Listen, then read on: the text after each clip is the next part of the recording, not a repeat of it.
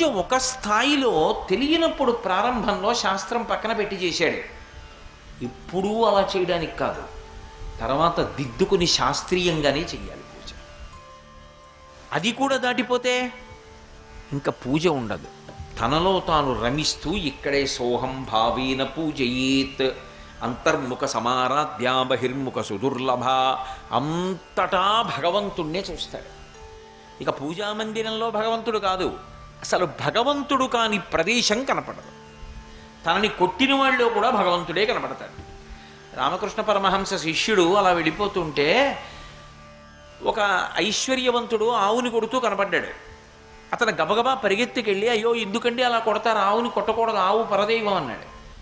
ఆవుని కొట్టకపోతే నిన్ను కొట్టను రా అన్నాడు. నన్ను కొట్టండి, ఆవుని కొట్టకండి అన్నాడు. అయితే నిన్ను కొడతాను ఒంగోమ్మని అతన్ని కొట్టాడు, ఆ పిల్లాన్ని. బ్రహ్మచారి పాపం స్పృహ తప్పి పడిపోయాడు. పడిపోతే అటుగా మిగిలిన శిష్యులు వెళ్తున్నారు. అయ్యయ్యో మన తోటి బ్రహ్మచారిని కొట్టేశాడు వీడు, పడిపోయాడు స్పృహ తప్పని చెప్పి గబగబా వెళ్ళి చేతుల మీద ఆశ్రమానికి తీసుకొచ్చారు, పడుకోబెట్టారు. ముఖం మీద నీళ్లు చల్లారు. కొద్దిగా తెలివి వచ్చింది. దెబ్బ తల మీద కానీ తగిలిందా ఏమీ, అసలు జ్ఞాపకం ఉందా, స్పృహ ఉందా, లేకపోతే ఏ సంధిలోకి వెళ్ళిపోయాడా అని అనుమానం వచ్చి కొంచెం పాలు పట్టారు. పట్టి మేమెవరం అన్నారు. అతను అన్నాడు నవ్వి, ఇందాక నన్ను కర్ర పెట్టి కొట్టినట్టు పరమేశ్వరుడే ఇప్పుడు నాకు ముఖం మీద నీళ్లు జల్లి పాలు పడుతున్న స్నేహితుడి రూపంలో ఉన్న పరమేశ్వరుడు అన్నాడు. అంటే కొట్టినవాడు ఈశ్వరుడు, పెట్టినవాడు ఈశ్వరుడు తప్ప పరమేశ్వరుడు కానిది ఉందా? ఉండదు. అంతటా ఈశ్వరుణ్ణే చూస్తాడు. ఆ జ్ఞానం వచ్చిన తరువాత ఇక పూజామందిరంతో సంబంధం ఉండదు. అంతటా అంతర్బహిశ్చ తత్సర్వం వ్యాప్య నారాయణ స్థిత, అంతటా భగవంతుణ్ణే చూస్తారు. ఇక భగవంతుడు అంటే గుళ్ళో ఉంటాడు, భగవంతుడు అంటే ఏదో పూజామందిరంలో ఉంటాడు కాదు. అసలు భగవంతుడు కానిది వాళ్ళకి కనపడదు. హరిమయము విశ్వమంతయు హరి విశ్వమయుండు, హరిమయము కాని ద్రవ్యము పరమాణువు లేదు వంశపావన వింటే అంటాడు శుకబ్రహ్మ మహాజ్ఞాని కనుక భాగవతంలో పరీక్షణ్ మహారాజుతో. అందుకే విష్ణు సహస్రనామం మొదలెడితే మొట్టమొదటి పేరు ఏమిటి విష్ణువుకి? విశ్వం. అది కదూ మొదటి పేరు. విశ్వం విష్ణుర్వషట్కారో భూత భవ్య భవత్ ప్రభు అని కదా మొదలు పెడుతున్నాం. విశ్వం అంటే ఈ సమస్తమైనటువంటి జగత్తు విశ్వం. ఈ విశ్వమంతా ఏమిటి? విష్ణువు. మనకి కనపడదు, కానీ జ్ఞానికి కనపడుతుంది. భగవంతుడుగానే కనపడతాడు. మీకు అందుకే ఒక చమత్కారం ఉంది. అభిషేకం చేసేటప్పుడు శివలింగానికి అభిషేకం చేస్తారు. అభిషేకం చేసేటప్పుడు మంత్రంగా చూస్తే ఒక ఫలితం, అది పండితే జ్ఞానం. మీరు మామూలుగా చదువుతున్నప్పుడు అంత బాగా దాని గురించి తెలియకపోతే, అర్థాలు తెలియకపోతే తెలియదు. కానీ అభిషేకం చేసేటప్పుడు నమచ్చోరాయ చ శిష్ప్యాయ చ భీమ్యాయ చ శకత్యాయ చ ప్రమాహ్యాయ చ అంటూ అభిషేకం చేస్తారు. నమచ్చోరాయ చ అంటే ఏమిటి అర్థం? చోరుడు అంటే దొంగ. ఓ దొంగ నీకో నమస్కారం. నమచ్చోరాయ చ, నమః అంటే నమస్కారం, చోరాయ చ, చ అంటే కూడా అని సంస్కృతంలో.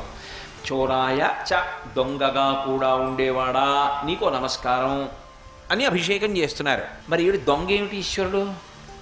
దొంగ అంటే బాగా జ్ఞాపకం పెట్టుకోండి, మనకి తెలియకుండా చేస్తే దొంగ అంటారు. మనకి ఎవరన్నా దొంగతనం తెలియకుండా చేశారు అనుకోండి, అమ్మ దొంగ అంటారు. అది పట్టుకుపోవడమే కాదు, ఇచ్చినా కూడా.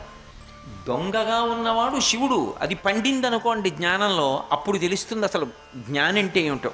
జ్ఞానికి ఇక పూజామందిరంతో సంబంధం ఉండదు. అంతటా ఈశ్వరుడు కనపడుతూ ఉంటాడు. అలా అంతటా ఈశ్వరుడు కనబడగలిగినటువంటి స్థితికి ఎదిగిపోయాడు అనుకోండి, అప్పుడు ఆయన అద్భుతమైనటువంటి స్థాయికి వెళ్ళిపోయాడు అంటారు. దాన్ని సద్గతి అంటారు. సద్గతి అంటే గతి అంటే నడక. సత్ అంటే పరమేశ్వరుడు. ఎటువైపు నడవాలో అటువైపు నడవాలి. ఆ నడకకి ముందు ప్రారంభం ఎక్కడ అంటే ఏది మంచి ఏది చెడు తెలియాలి.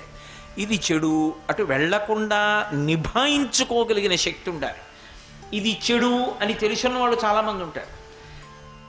తప్పు చేసేవాళ్ళందరూ ఇది తప్పని తెలియక చేస్తున్నారని మీరు అనుకోకండి. వాళ్ళకి అది తప్పని తెలుసు. తెలిసి ఎందుకు చేస్తున్నాడు అంటే అది తప్పని తెలిసి చెయ్యకుండా ఉండలేనటువంటి బలహీనత. ఒకడు అది తప్పు అని తెలిసిన తర్వాత ఇక అది చేయకుండా నిభాయించుకున్నాడు. కాబట్టి 2 మెట్లు ఉంటాయి. అసలు తప్పేది ఒప్పేది. తప్పని తెలుసున్న తర్వాత ఇక దాని జోలికి వెళ్లకుండా ఉండగలగడం, ఒప్పు అని తెలుసున్న తర్వాత అది చెయ్యకుండా ఆగిపోకుండా నిలబడగలగడం, అంటే అది చేస్తూ ఉండగలగడం. ఒప్పుని చెయ్యాలి, తప్పుని చెయ్యకుండా ఉండాలి. బలవంతంగా నిగ్రహించుకోవడం కాదు, తప్పు చేస్తే సంతోషంగా ఉంటుందనిపించినా సరే చెయ్యకుండా ఉండగలగాలి. ఈ శక్తి మనంత మనకి కాదు, వినాయకుడి కాళ్ళు పట్టుకుంటే అనుగ్రహిస్తాడు. మూషిక వాహన మునిజన భావన నీ పదమే శరణు, నీ పదమే శరణు.